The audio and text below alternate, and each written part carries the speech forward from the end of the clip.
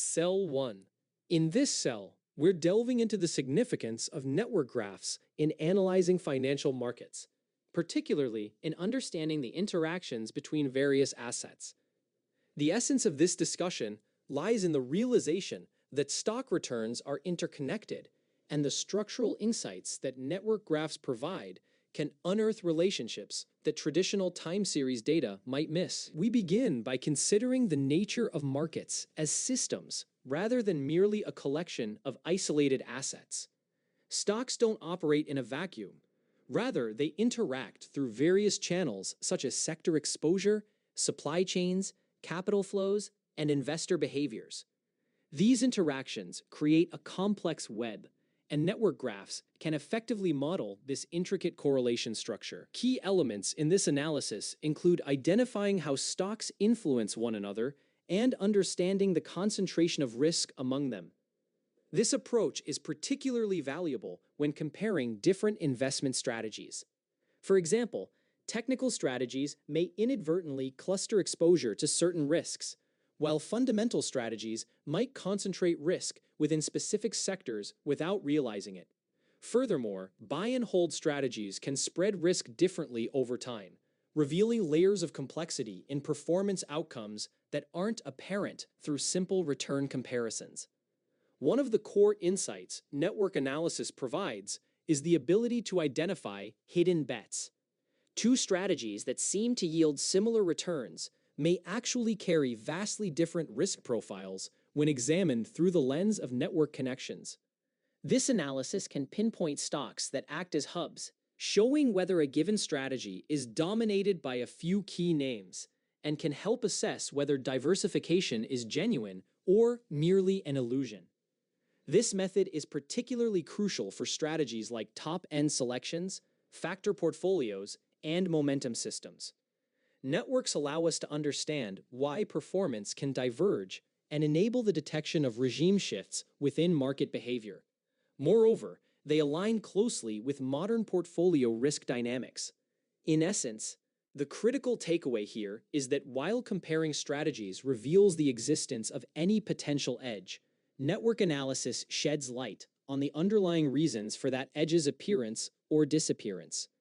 This combination of insights propels us from merely asking if a strategy worked to understanding when it works, why it works, and at what level of risk. Moving forward, the next cell will likely build on these concepts, perhaps focusing on practical implementations of network analysis in real-world scenarios. Cell 2. In this cell, we're setting up a crucial foundation for our analysis by pulling historical stock prices for the Dow 30 companies using the Y-Finance library. This is important because having access to accurate historical financial data allows us to conduct various analyses, whether it's for portfolio management, performance comparison, or even risk assessment. To begin with, we import the necessary libraries, including Y-Finance for fetching the stock data, and Pandas for data manipulation. We also adjust some display options in Pandas to ensure we can view all relevant rows and columns without truncation. This makes our data analysis much easier as we can see the complete dataset without missing any information. Next, we define a list of the Dow 30 companies, which are some of the most notable names in the stock market, with our start date set to January 1st, 2015. We fetch the closing prices for these stocks up until the present day, automatically adjusting for any stock splits and dividends. It's worth noting that by setting the end date to none, we ensure we're always pulling the most current data available. After fetching the data, we clean it by dropping any rows that are entirely empty and forward-filling any missing prices. This step is critical, as missing data can lead to inaccuracies in our analysis. We then compute the daily percentage change in stock prices, which gives us the returns. Following that, we calculate the cumulative product of these returns, allowing us to see how an investment would have grown over time, starting from an initial investment. Finally, we display the last few entries of the prices, returns, and cumulative product to give us a recent snapshot of our dataset. It's essential to keep a lookout for any inconsistencies or anomalies in the data at this point, as these can impact our upcoming analyses. As we look forward to the next cell, we will likely leverage this historical price data to perform some insightful analyses, such as portfolio performance evaluation or risk assessments, resulting in actionable insights based on our findings. This foundational step sets the stage for the deeper explorations ahead. Cell 3. In this cell, we're diving into the creation of several key technical features that will provide us insights into stock price movements and help with our trading strategies. Understanding features like momentum, volatility, drawdown, and trend is crucial for making informed decisions in financial markets. First, we define a function to calculate the maximum drawdown over a specified rolling window, which in this case defaults to 252 days, commonly a year of trading days. The drawdown is calculated as the percentage decline from the peak, offering a clear view of risk and potential capital loss. Next, we shift our focus to the defining function, which generates the four main technical features. Momentum is evaluated by examining the cumulative return over a specified look-back period of 63 days, providing insight into how well a stock has performed recently relative to its past. For volatility, we assess the standard deviation of returns over the same look-back period and annualize it. This gives us a measure of risk. Higher volatility could indicate a more turbulent investment. Maximum drawdown is also computed over a year, illustrating the worst-case scenario for investment value drop against historical peaks. Finally, we look at trends through moving average crossovers. By comparing a fast-moving average over 20 days to a slower 100-day average, we gauge the strength of the trend, helpful for determining entry or exit points. All these features are collected into a dictionary for easy access and further analysis. As we execute this function and store our results in the feats variable, we're setting ourselves up for deeper exploration. In the next cell, we'll likely analyze these features, applying them to identify potential trading signals or outcomes, taking our analysis one step further. Cell 4. In this cell, we're pulling vital financial fundamentals for a set of tickers using the Y Finance library, which is crucial for making informed investment decisions. The primary goal here is to gather essential metrics, such as price-to-earnings ratios and profit margins, which provide insights into a company's performance and valuation. The function begins by initializing an empty list to store the fundamentals for each ticker. For every ticker in the provided list, it retrieves detailed financial information, placing it into a dictionary. This dictionary is then appended to the list. Importantly, necessary metrics like trailing and forward price-to-earnings ratios are extracted, along with return on equity and market capitalization, giving a comprehensive snapshot of each company. A few assumptions are built into this code, particularly that the information being pulled from Y Finance might not always be available for every metric, thus the use of NaN for missing values. After collecting this data, we create a data frame from the list of dictionaries, setting the ticker symbol as the index for easy reference. Following this, we implement a cleanup function to prepare the data for analysis. Here, we use Windsorization to limit extreme values, ensuring they don't skew our insights too much. We then fill any remaining missing values with the median, which is a reliable statistic that balances out extremes in the data. Once these operations are complete, we display the cleaned data frame, allowing us to see the results of our efforts. This foundational work sets the stage for deeper analyses in subsequent cells, where we can apply this clean data to perform further evaluations or comparisons among the companies represented. Such analyses could lead us to richer insights about industry trends, stock performance, or even potential investment opportunities. Cell 5. In this cell, we're diving into the process of constructing a combined alpha score that integrates both technical indicators and fundamental metrics of stocks. This is crucial for identifying potential investment opportunities by blending signals that reflect pricing momentum and underlying financial health. The approach begins with a function called z-score, which standardizes the values across the dataset, allowing us to assess how well each stock is performing relative to its peers. Next, we have the main function build scores at date, which takes several parameters, including the date, features, and a list of tickers. At its core, it evaluates four key technical indicators: momentum, volatility, maximum drawdown, and trend. By retrieving the relevant data for these indicators, the function handles any missing values by replacing them with the cross-sectional medians specific to that date. The technical score is calculated by weighting momentum more heavily and incorporating trends while penalizing volatility and drawdowns. This helps to identify stocks with strong upward momentum coupled with manageable risk. In parallel, we assess fundamental aspects such as price to earnings and price to book ratios, as well as return on equity and assets. Here, too, missing values are addressed by filling them with their respective medians to avoid skewing results. The scoring system strategically weighs technical indicators at 60%, while attributing 40% to fundamentals, which allows for a balanced view of potential investments.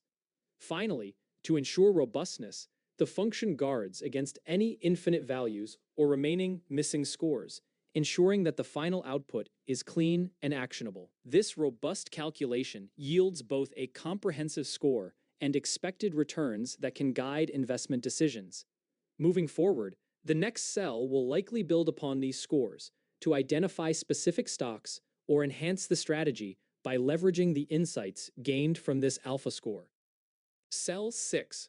In this cell, we're creating a conflict graph to visually represent the correlations among different assets based on their returns. This is essential for understanding how closely related the assets in our dataset are, which can inform more strategic investment decisions or risk management. First, we start by calculating the correlation matrix for the given returns over a specified window using the provided tickers. The correlation matrix is a square matrix that shows the correlation coefficients between pairs of assets, revealing how they move in relation to each other. It's important that we fill any missing values with zeros to ensure that our analysis remains robust and doesn't fall victim to incomplete data. Next, we initialize a graph using Network X, a popular library for working with complex networks. Here, we add the tickers as nodes to our graph, setting the stage for a more intricate analysis. The core of our logic involves iterating through the pairs of tickers. For each unique pair, we check whether their correlation exceeds our defined threshold, which is set at 0.75 in this case. The reasoning behind this cutoff is to focus only on strongly correlated assets, as these are more likely to conflict in terms of their investment behavior. Once we identify a pair that meets this criterion, we establish an edge between them in the graph, assigning a weight that corresponds to their correlation coefficient. This allows us to visualize not just which assets are correlated, but also the strength of their relationships. The intention here is to clarify how intertwined various assets are, making it easier to spot potential conflicts in investment strategies. It's crucial to remember that this approach assumes linear relationships and might overlook nonlinear correlations, which are quite common in financial data. Exploring these graphs visually in future analyses will enhance our understanding of the network of assets and how they may respond under different market conditions. Looking ahead, the next cell will likely build upon this conflict graph to perform further analyses, such as identifying clusters of highly correlated assets or calculating metrics that can help us understand the overall risk exposure in our portfolio. Cell 7. In this cell, we're diving into a sophisticated portfolio selection problem tackled with Google's OR tools, specifically leveraging constraint programming. The significance of this approach lies in its ability to optimize asset weights while adhering to certain constraints, ultimately enabling investors to make informed decisions based on statistical relationships between assets. The function begins by ensuring that we have clean, numeric data. We are particularly cautious about handling any undefined or infinite values in the scores assigned to each ticker, substituting these with the median score. This step is critical for maintaining the integrity of our calculations. Following this, we establish the maximum allowable weights based on the increment specified, which, in this case, is 5%. Next, we define two collections of variables, one for the weights assigned to each asset, and another for indicating whether an asset is included in our selection. With these variables in place, we enforce rules that guarantee if an asset is selected, it receives a weight greater than 0. The constraints extend further, as we need to ensure the total weights sum up to 100% and that we only include a specific number of assets denoted by N to account for potential conflicts between assets. Represented by a graph, we impose restrictions preventing both assets connected by a high correlation from being chosen simultaneously. As we proceed to the optimization step, the model aims to maximize a score-weighted allocation, which is a nuanced way of ensuring that the chosen assets not only fit within our defined weights, but also contribute significantly to our investment goals. The solver is then initialized, with parameters set to limit search time and enhance efficiency during computation. When the model is solved, we check the status to confirm whether a feasible solution was found. If successful, we extract the weights for each ticker, converting them back to a more interpretable percentage format. It's important to highlight that any asset with 0 weight will not be included in our final output, condensing our selection to only the contributing assets. Looking ahead, the next cell will likely explore how to interpret these weights and the quality of the portfolios generated, potentially comparing different approaches or tweaking constraints to yield a more diverse set of portfolio options. This progression will build upon the foundational concepts established here, solidifying our understanding of portfolio optimization in practice. Cell 8. This cell focuses on performing a rolling monthly backtest for an investment strategy, a crucial component for evaluating how well a strategy might perform over time. By using historical price data and other features, this function seeks to simulate the rebalancing of a portfolio on a monthly basis. The function starts by defining important parameters, like the rebalance frequency and historical look-back period for correlations. It collects relevant dates and structures them to ensure that the analysis is based on valid data. The core of the backtest involves iterating over these rebalance dates, checking if there's sufficient historical data to make informed decisions at each point. If there's not enough data, or if any required features are missing, the function simply skips that iteration, ensuring that we only calculate scores when we have the complete picture. Next, the code builds a correlation graph of assets using the most recent look-back period. This graph helps in understanding how the assets are interrelated. The function then scores the assets based on the provided features and the specified fund. Here, the scoring mechanism is key because it directly impacts the asset weights in the portfolio. Once the scores are calculated, the function filters out any assets that have missing values, which could cause issues down the line. A variable named tickers2 is created to hold only those assets that passed this filtering process. If the number of eligible tickers is below the defined threshold, the function skips to the next rebalance state. The next critical step is the portfolio optimization, where the function seeks to solve for the best asset weights using a method called CPSAT. If it finds a valid solution, the expected daily returns for the selected assets are computed over the rebalance period, and the current portfolio value is updated accordingly. This adjusted value, along with the asset holdings at each rebalance date, is stored for later analysis. Finally, the function compiles the results into a structured data frame that records the equity value over time. This output, alongside the historical holdings, will provide essential insights into the performance of the strategy. In the next cell, we will likely delve into analyzing the results from this backtest, visualizing equity growth, and evaluating performance metrics. Cell 9. In this cell, we're executing a backtest to evaluate a trading strategy based on various financial metrics. This is crucial because it allows us to analyze how our strategy would have performed in historical market conditions, giving us insights into its potential effectiveness moving forward. To dive deeper into the process, we start by passing several critical parameters into our backtest function. The prices and returns are provided as inputs, which represent the historical data of the assets we're analyzing. We also include features or feats that might influence our trading decisions, along with a specified fund amount to simulate a real investment scenario.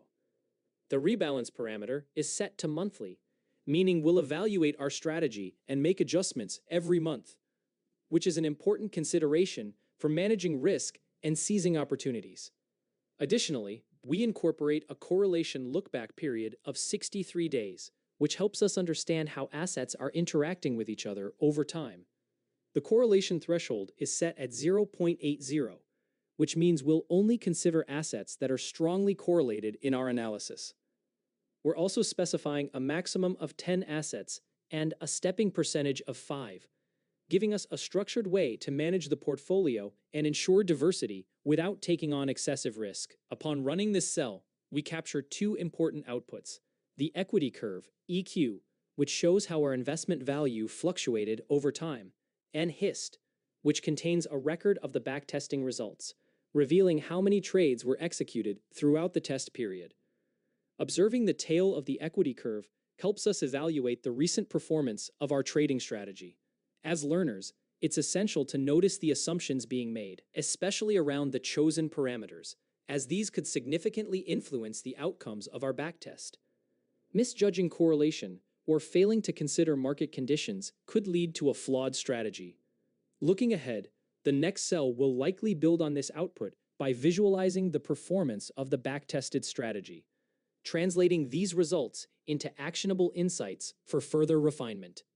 Cell 10. In this cell, we're focusing on validating our backtesting results and ensuring that our rebalancing strategy operates correctly. This step is crucial because it helps us confirm that our model is functioning as expected and sheds light on what aspects are driving its performance. We begin by displaying the start and end dates of our backtest, which helps us understand the time frame we're analyzing. Next, we check the number of rebalances that have occurred throughout this period. It's important to track these rebalances because they can significantly affect the portfolio's allocation and overall performance. We also extract the first 3 rebalance dates along with the last 3.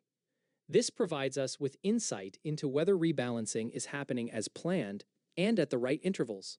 In this case, at month end.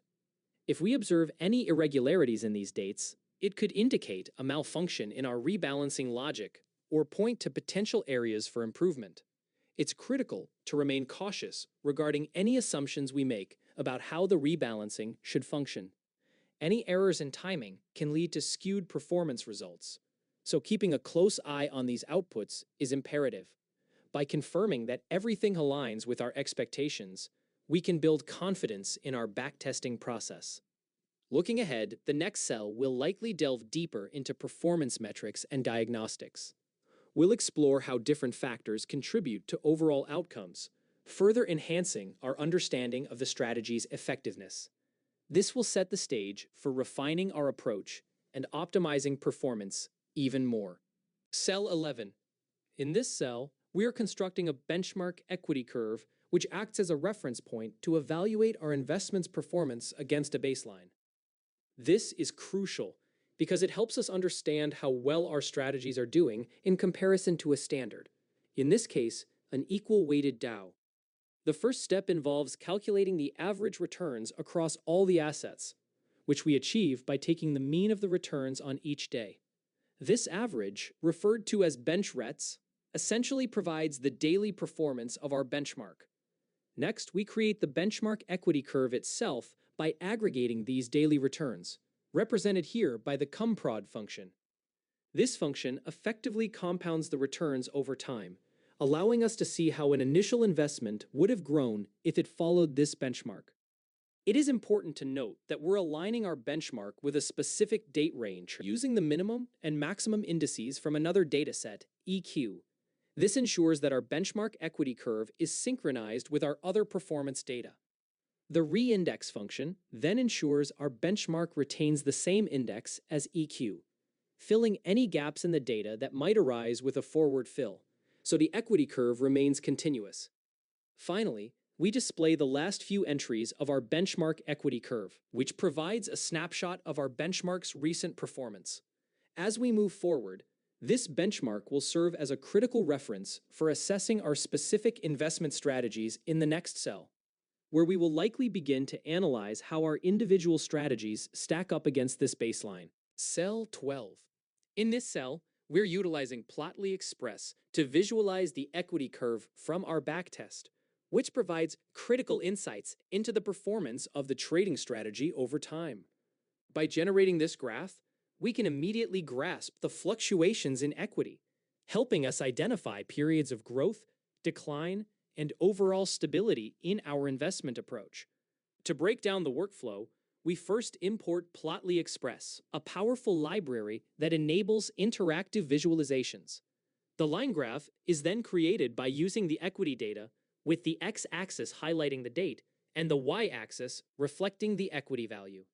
This visualization allows us to see how the trading strategy has evolved, making it easier to analyze trends and patterns. Setting the title of the graph not only adds context, but also makes it clear that we are examining the equity curve from our backtesting process. We also update the layout of the figure to ensure it has proper dimensions for clarity, enhancing the presentation of our findings. It's important to consider that while visualizations can provide valuable insights, they might also obscure specific details if trends are too smooth or too erratic. Therefore, we should always accompany our graphs with careful analysis and interpretation. By plotting this equity curve, we set the stage for deeper discussions about performance metrics, drawdowns, and potential adjustments to the trading strategy. Looking ahead, the next cell will likely build on this visual insight, perhaps diving into statistical measures or additional comparisons that help us refine our understanding of the strategy's efficacy. This progression will enhance our analytical framework and lead to more informed decision-making. Cell 13. In this cell, we are visualizing the performance of our investment strategy compared to a benchmark using a line graph. This is important because it provides a clear, visual representation of how our strategy has fared over time, enabling us to assess its effectiveness relative to a well-established standard. Here, we begin by creating a data frame that consolidates our strategy's equity data alongside the benchmark returns. The first key step involves defining the structure of our data frame, where we name one column, Strategy, to represent our custom equity and another EWDAO for the benchmark. We reset the index of this data frame to ensure it has a clear timeline, renaming that index to Date for clarity. Next, we leverage Plotly Express to generate the line plot, which offers interactive capabilities. The pxLine function takes our newly crafted data frame, plotting the dates on the x-axis and both the strategy and the benchmark on the y-axis. This dual line representation allows for instant comparison, highlighting how our strategy's performance stacks up against that of the benchmark over time. It's worth noting that while visualizations can convey a lot of information, they can sometimes conceal nuances or short-term fluctuations that may be critical in evaluating performance. Therefore, we should approach our interpretations with caution, always considering the broader market context or any recent events that could influence these trends. Finally, after updating the layout of the figure to enhance its readability with specified dimensions, we display it. This sets the stage for the next cell, where we might delve deeper into performance metrics or explore other visual aspects to further enrich our understanding of the strategy's success. Cell 14. In this cell, we're diving into a performance report that evaluates two different investment strategies. Our current strategy, which integrates technical and fundamental data, and an equal-weighted benchmark based on the Dow Jones Industrial Average.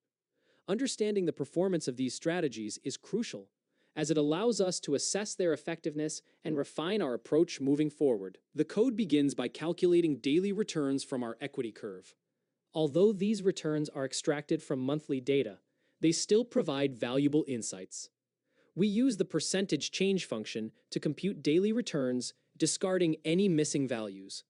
Following that, we define a function called perfstats, which receives these returns, and a parameter indicating how many periods are considered per year, contrary to the monthly returns we're using. Within the perf_stats function, we calculate several key performance metrics. The annualized return is computed by taking the product of returns raised to a power that scales it based on the length of the return series. This step translates our daily performance into a yearly perspective, allowing for better comparability. Next, we measure annualized volatility by evaluating the standard deviation of the returns and scaling this value appropriately for the year. The Sharpe ratio then comes into play, offering a risk-adjusted return metric that helps gauge the effectiveness of our strategy in relation to the risk taken. Additionally, we assess maximum drawdown, which gives us insights into potential losses during unfavorable periods. This is particularly useful in risk management, helping us understand how deep the drawdowns may be compared to peak values. Finally, we create a data frame that summarizes the performance statistics for both the strategy and the benchmark side by side, providing a clear visual comparison. It's essential to recognize that at this moment, our strategy is more defensive compared to the equal-weighted Dow approach. The correlation constraints and conservative scoring mechanism may limit us, especially when dealing with fundamentals that could be static or outdated. As we analyze these results, we should keep in mind that our current portfolio management approach, characterized by a monthly rebalance among just 10 assets, may inadvertently create a more cautious portfolio. Looking ahead, the next steps involve reevaluating the strategy. By possibly adjusting our methodology or removing certain constraints, we may enhance the performance results, ultimately making our investments more competitive. Let's prepare to explore those adjustments and see how we can optimize our approach further. Cell 15. In this cell, we're defining functions to assess stocks based on technical and fundamental indicators. These scores are crucial because they help in making informed investment decisions by evaluating the potential performance of different stocks. The first function, Build Scores Tech Only, focuses solely on technical aspects. It extracts various metrics from a predefined dataset, including momentum, volatility, maximum drawdown, and trend, all for specified tickers on a given date. A few key steps follow. Missing values in these metrics are addressed to ensure robustness. We replace extreme values with NaN and fill in the gaps using the median. This ensures that the scores are not skewed by outliers. The scoring combines these metrics with assigned weights. For example, momentum has a heavier positive weighting, while volatility and drawdown negatively influence the score. This approach emphasizes the stocks that are performing well technically. Next, we move to fundamental scoring through Build Scores Fund Only. This function pulls key financial ratios, such as price to earnings and price to book ratios. Here, we see a cleanup process where we focus only on positive values to avoid negativity creeping into our calculations. The function also ensures that we handle missing data by filling it with medians, which is a common practice to maintain data integrity. The value score prefers lower price to earnings and price to book ratios, while the quality score favors higher profitability metrics such as return on equity, return on assets, and profit margins. Ultimately, these two categories of scores get combined into a final score. Both functions return a score and an expected return. Although the latter, for fundamentals, is set to 0 in this version, even though it could provide useful insights later. As we transition into the next cell, we'll likely explore how these scores can be utilized in a broader investment strategy or decision-making framework. This will deepen our understanding of how both technical and fundamental analyses can potentially complement each other in stock evaluations. Cell 16. In this cell, we're defining a function that calculates various performance statistics for investment strategies, which is crucial for assessing how well these strategies have performed over time.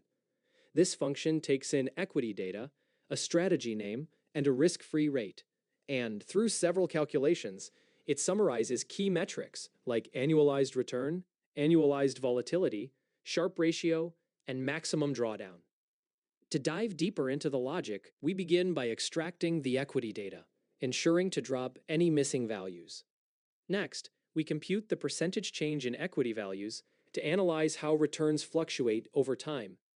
One of the pivotal calculations is the annualized return, which is particularly interesting because it provides insight into the long-term performance of the investment strategy. If there are enough data points, we utilize the initial and final equity values to get this annualized figure, scaled appropriately for the number of trading days. Annualized volatility is calculated from the standard deviation of returns, offering a measure of risk.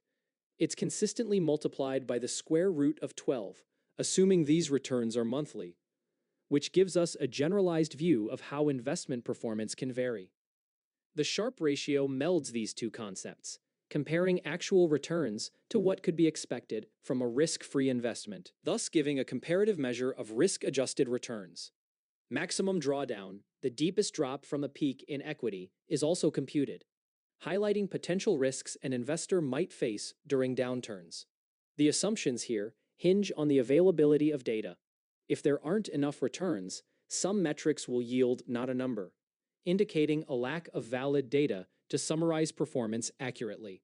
Upon executing this function for two different strategies, the technical-only and fundamental-only approaches, the results are concatenated into a single data frame for side-by-side comparison.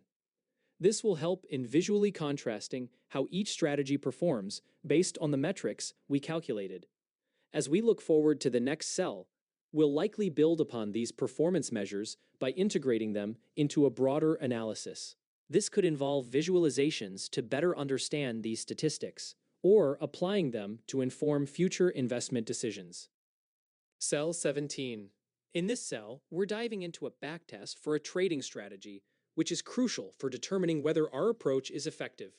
By systematically applying a scoring function, we can evaluate the performance of specific asset allocations over time, providing valuable insights into our strategy's viability. The backtest begins by setting out several key parameters, such as the rebalance frequency, a window for calculating historical correlation, and thresholds to filter out less significant correlations.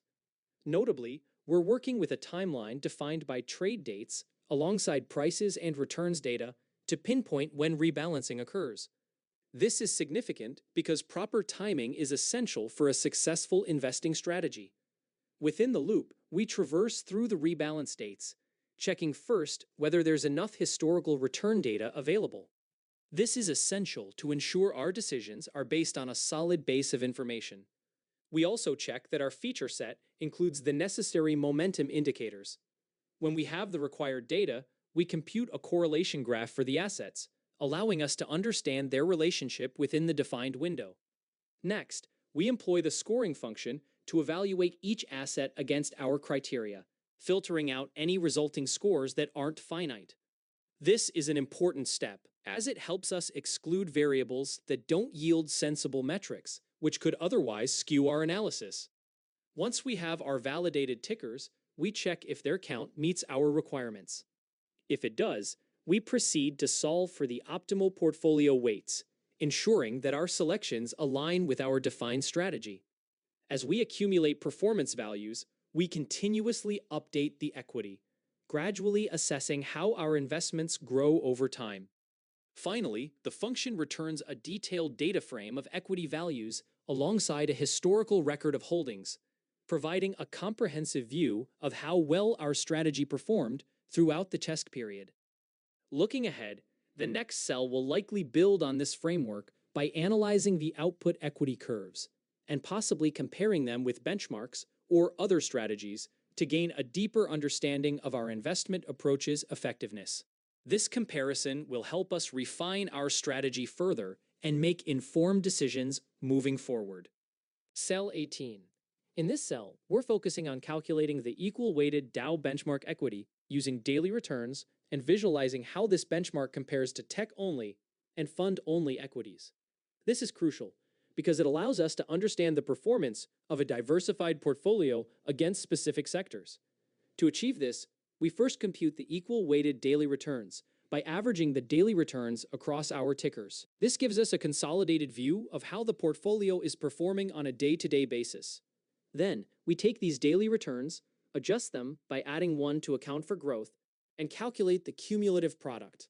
This process transforms daily returns into a growing equity curve, enabling us to observe how our investment would have evolved over time.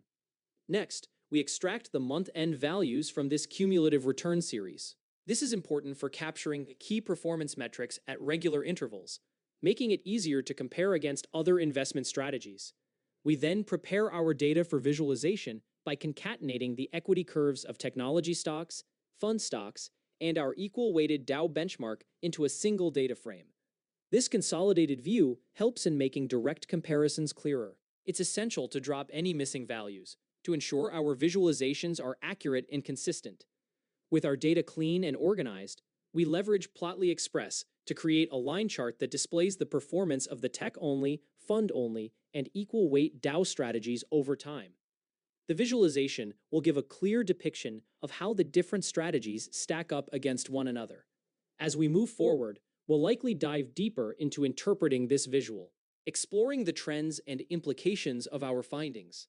This will help us better understand the dynamics between different sectors and the overall market performance. Cell 19. In this section, we're diving into the performance metrics of different investment strategies, particularly emphasizing the equal weighting approach compared to others. It's essential to understand how various strategies behave under different market conditions, such as bull markets. Here, we see a discussion regarding the implications of setting a correlation threshold, which can lead to fewer overlapping investments among highly correlated assets. On one hand, this reduces concentration risk, potentially safeguarding your portfolio. However, on the other hand, it may prevent you from capitalizing on multiple high-performing stocks within the same flourishing sector.